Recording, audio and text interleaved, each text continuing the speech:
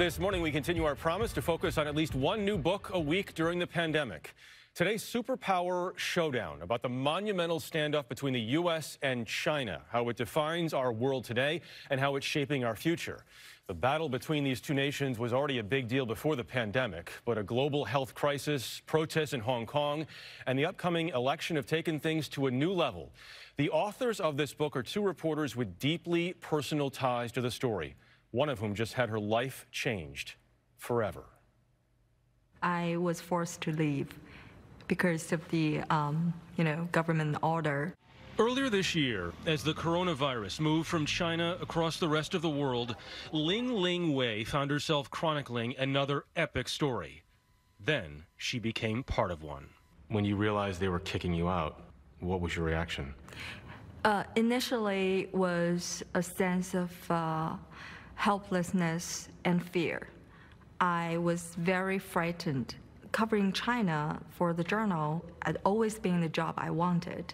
Packing up and leave like that, just really heartbreaking to me.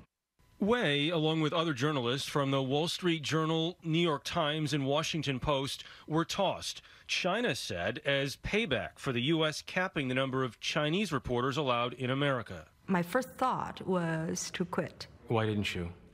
I brought up that idea with my mom, and she said, definitely not. You shouldn't give up. Wei arrived back in the U.S. just as the book she wrote with her journal colleague Bob Davis was about to be released. It's a book they say they've spent their lives and careers working toward. How tough is it for you to watch what's happened to her? No, it's very tough. I was in China from 2011 to 14. I always figured if they threw me out, I go home. I'm a reporter, I'll go cover something else. But for Ling, it's exile. The book is called Superpower Showdown, how the battle between Trump and Xi threatens a new Cold War, an essential accounting of the tension between the two most influential countries of the 21st century. You ask whether we're headed to a new Cold War. Some wonder whether we're already in it. I think when we were writing the book, and finished it, which is only in the beginning of this year, things were headed toward a new Cold War. Then you had COVID on top of that, and then you had Hong Kong on top of that. And so, yes, it's very possible we are in the midst or the beginning of a Cold War, and something that I think will last beyond whoever wins the presidency. How long? Gosh, the last Cold War lasted for 40 or 50 years. We're talking about long-term changes. The book takes readers back to China's rise in the 1980s and 90s, following the devastation of the Mao Zedong era, when China suffered terribly for more than 30 years, during and after World War II. China's return to superpower status in the early part of this century was completed in cooperation with the U.S. Until a couple things happened. First, the global financial crisis of 2008 and 2009 badly soured the relationship. Then, in 2012, Xi Jinping came to power.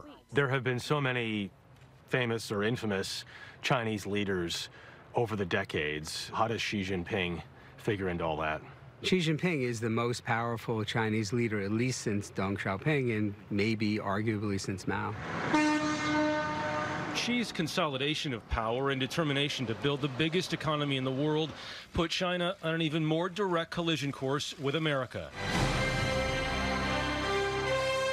Then came the U.S. election of 2016. This is a battle that has gone on before the Trump administration and will go on for decades after. But how has this current administration impacted what's happened? Oh, it intensified everything. This is number one, but this is the first of many. President Trump's decision to start a trade war using tariffs was the most extreme economic provocation since the 1930s. It is the largest deficit of any country in the history of our world. And perhaps eliminated any chance for détente. Soon after President Trump won the election, he actually had many admirers in China. Because? Because he's just so not a traditional politician. Even in China, people were drawn to his perceived decisiveness. And now? Now, the trade war really soured a lot of Chinese people's attitudes, views of America. I think that's one of the fascinating things about China. It challenges all your beliefs about what you think you know when it comes to politics and economics. Are we learning? We learned some things. I think what's happened, unfortunately, lately is it is true that China has ripped off American intellectual property. It is true that they subsidize in an unfair fashion their companies.